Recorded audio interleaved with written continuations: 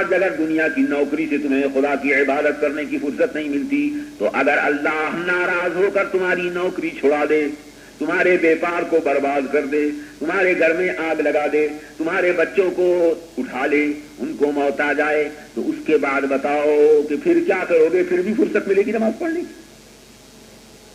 اے انسان، ہوش میں آؤ، اپنی غفلت کو چھوڑو۔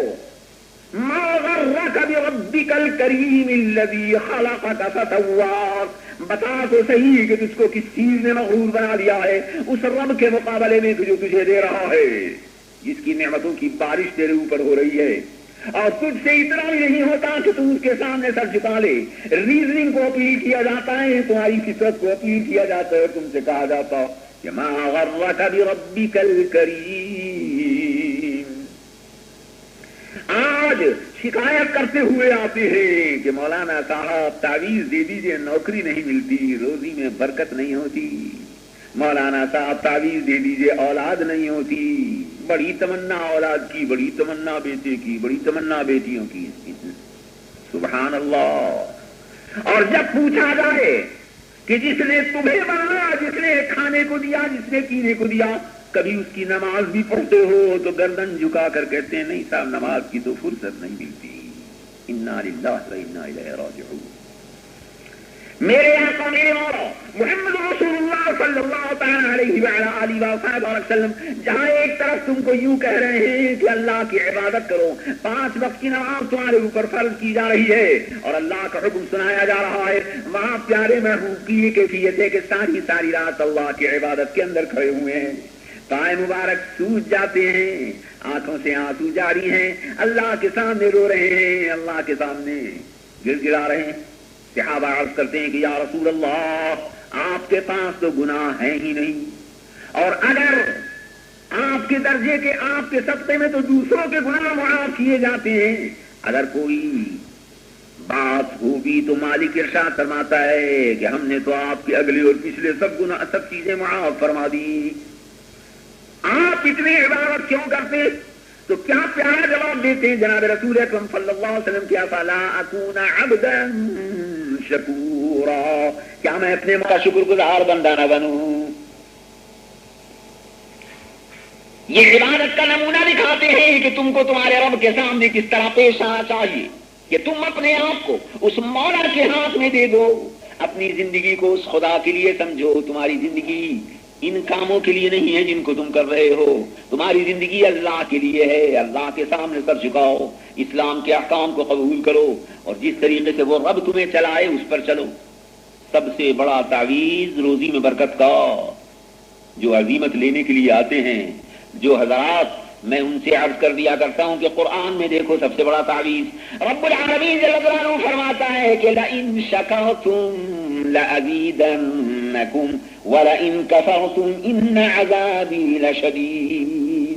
اگر تم میرا شکریہ ادا کرو گے تو میں اپنی نعمتوں کو زیادہ کروں گا، اور اگر تم کفران نعمت کرو گے تو میں اپنی نعمتوں کو تم سے چھین لوں گا، اور میرا عذاب بہت ہی سخت ہے۔ اب سمجھ میں آ گیا تمہارے مطلب؟ روزی میں برکت کی کیا صورت؟ اللہ کا شکریہ ادا کرو، جس قدر بھی کہ تم اللہ کا شکریہ ادا کرتے جاؤ گے اسی قدر اللہ کی نعمتیں تمہارے اوپر زیادہ ہوتی چلی جائیں گی۔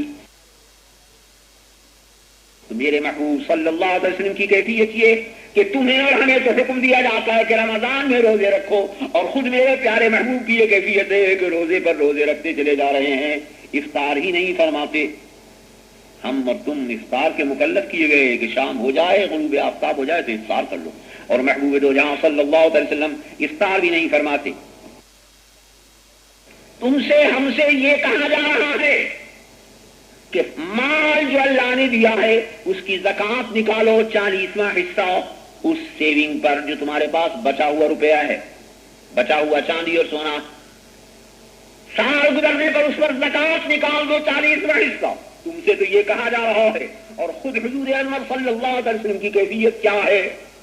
کہ ایک مرتبہ مال غنیمت میں کچھ مال لایا، سب کو تقسیم کیا، اپنے حصے میں جو آیا وہ بھی گھر میں موجود تھا، عشاء کی نماز پڑھانے کے واسطے کھڑے ہوتے ہیں،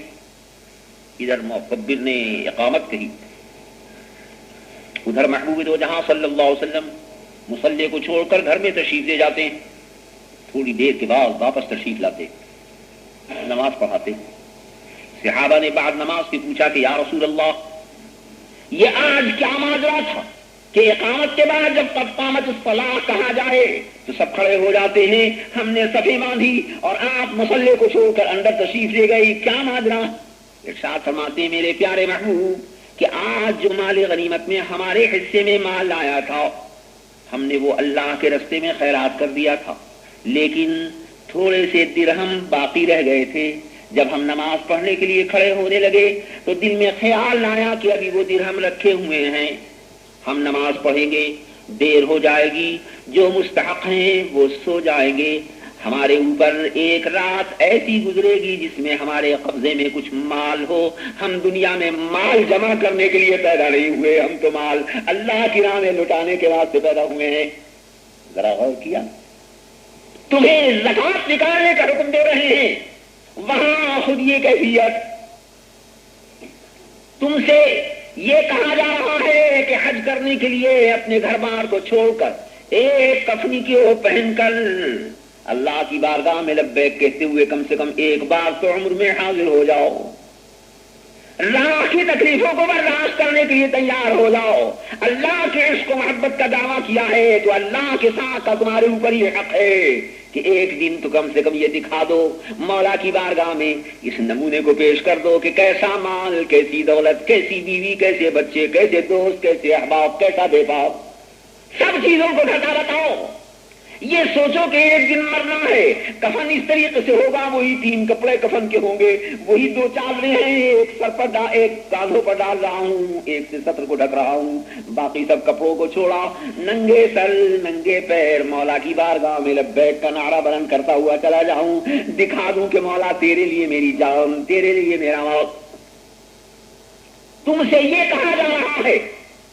کہ حج کی مشقتوں کو برداشت کرنے کے لیے ایک بار تو عمر میں تیار ہو جانا۔ خود میرے آقا میرے مولا محمد رسول اللہ صلی اللہ علیہ وسلم جو نمونہ دکھاتے ہیں وہ یہ کہ پیٹ پر شکم مبارک پر پتھر بنے ہوئے ہیں، روزے پر روزہ رکھ رہے ہیں، جس وقت اس عالم سے پردہ فرماتے ہیں تو ایک چادر سے زائد دوسری چادر نہ تھی،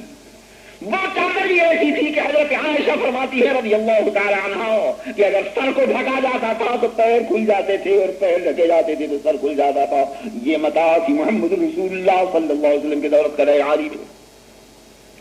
تم یہ سمجھتے ہوگے کہ ان کے اللہ نے ان کو دیا تھا، حاشا حاشا، توبہ توبہ۔ مالک ان کا ارشاد فرماتا ہے کہ میرے پیارے محبوب اگر آپ فرمائیں تو یہ احد کا پہاڑ آپ کے لیے سونے اور چاندی کا کر دیا جائے، جتنا حال چاہو حال ہے۔ حضور ارشاد فرماتے ہیں کہ اے میرے مولا اللہم احینی مسکینا وامتنی مسکینا واحشرنی فی زمرۃ المساکین۔ یا اللہ مجھے مسکینی کی حالت میں زندہ رکھ، مسکینی کی حالت میں اس دنیا سے اٹھاؤ اور مسکینوں کے ساتھ میرا حشر فرماؤ۔ اس واسطے کہ اگر سرکار مالداروں کی زندگی عیش اور عشرت کے ساتھ گزارتے تو فقیر اور مسکین یوں کہتے کہ آپ کے پاس تو مال تھا، بے فکر تھے، آپ نے خدا کی عبادت کی تو کیا کمال کیا، ہم کو تو محنت کرنی ہے، مزدوری کرنی ہے، ہم کس طرح اللہ کی عبادت کریں۔ رب فرماتا ہے کہ لقد کان لکم فی رسول اللہ اسوۃ حسنہ، یقیناً تمہارے لیے محمد رسول اللہ صلی اللہ علیہ وسلم کی مبارک زندگی کے اندر بہترین نمونہ موجود۔ حقوق اللہ کو سنبھالو، حقوق النفس کے لیے بتایا جا رہا ہے تم کو کہ تمہاری جان کوئی معمولی چیز نہیں ہے، بڑی قیمتی چیز ہے، اس کو ضائع نہ کرنا۔ میرے آقا میرے مولا محمد رسول اللہ صلی اللہ علیہ وسلم نے حقوق النفس میں تعلیم فرمایا کہ تم کیا کھاؤ کیا نہ کھاؤ، کیا پیو کیا نہ پیو، کیا پہنو کیا نہ پہنو۔ یہی نہیں کہ مردوں کو یہ بتایا گیا ہو کہ تم ریشم نہ پہنو، سونا نہ پہنو، بلکہ یہ بھی بتا دیا گیا کہ ناک سے لے کر گھٹنے تک بدن کا چھپانا تمہارے لیے فرض۔ اسی طرح عورتوں کے لیے بتا دیا گیا کہ تمہارے تمام بدن کو اپنے چھپانا تمہارے لیے فرض۔ پوائزن ہے، زہر ہے، اگر تم اپنے بدن کو کھلا رکھو گی نتیجہ کیا ہوگا کہ تمہاری حیا جائے گی, تمہاری شرم جائے گی, تمہارے بدن پر دوسروں کی نظریں پڑیں گی, بری نیت کے ساتھ پڑیں گی. وہ زہریلی نظریں تمہارے کیریکٹر کو بھی خراب کر دینے والی ہوں گی. آج تم یار کی تہذیب میں ڈوب کر لپسٹک لگا کر پاؤڈر لگا کر روٹی کے سوال بنا کر ٹانگوں کو اپنی کھول کر یوں کہتی ہو جب عبدالعلیم کے سامنے آتی ہو کہ صاحب کیا کہیں اس ملک کا فیشن یہی ہے. تم ملک کے فیشن کو اختیار کرنے کے لیے ہو یا تم اس لیے بنی ہو کہ تم دنیا کے انسانوں کو محمد رسول اللہ کا فیشن دکھاؤ کہ محمد رسول اللہ نے کیا فیشن اختیار فرمایا. تمہاری جان کے تمہارے اوپر حقوق محمد عربی صلی اللہ علیہ وسلم نے دکھائے اور بتائے. انسانوں کے ساتھ تمہیں کس طرح پیش آنا ہو, ماں کا تمہیں کیا ادب کرنا ہو, باپ کا تمہیں کیا ادب کرنا ہو. بار بار فرمایا جاتا ہے جہاں اللہ کے حقوق کا ذکر ہوتا ہے کہ لا تشرکو باللہ, اللہ کے ساتھ شرک نہ کرنا, لا تشرک باللہ ان الشرک لظلم عظیم, شرک تو بہت ہی بڑا ظلم ہے. وہاں اس کے ساتھ ہی ساتھ فرمایا جاتا ہے کہ لا تقل لہما اف ولا تنہرہما, خبردار اپنے ماں باپ کے سامنے فو بھی نہ کرنا ہو, ان کو جھڑک کر بات بھی نہ کرنا ہو. اور جوان بیٹے باپ ہی کی دولت سے فائدہ اٹھا رہے ہیں, باپ ہی کے گھر میں رہ رہے ہیں, باپ ہی کی موٹر میں سوار ہو رہے ہیں, باپ ہی کے پیسے کو کھا رہے ہیں, باپ ہی کی دولت پر منڈلا رہے ہیں اور باپ ہی کو گالیاں دینے اور باپ ہی کا مقابلہ کرنے کے لیے تیار ہو رہے ہیں.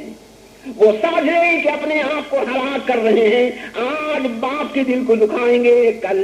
رب العالمین جل جلالہ امن والوں کی بارگاہ میں جب جائیں گے اس وقت باپ کا ہاتھ ہوگا اور ان کا گریبان. یہ نہ سمجھنا کہ اس روز باپ کی محبت جوش میں آ جائے گی, اس روز ماں کی محبت جوش میں آ جائے گی. ہاشا ہاشا, فرماتے ہیں محمد رسول اللہ صلی اللہ علیہ وسلم اللہ کا کلام اللہ کی والدہ ماجدہ تو اسی وقت انتقال فرما گئی تھی جبکہ آپ چھوٹے ہی سے تھے. یہ کون تھی؟ یہ حلیمہ سعدیہ ہیں کہ جنہوں نے دودھ پلایا. جب دودھ پلانے والی ماں کے ساتھ محمد رسول اللہ کا یہ معاملہ ہے تو اصلی ماں کے ساتھ ان کا کیا معاملہ ہوگا ذرا یہاں سے اندازہ کر لو.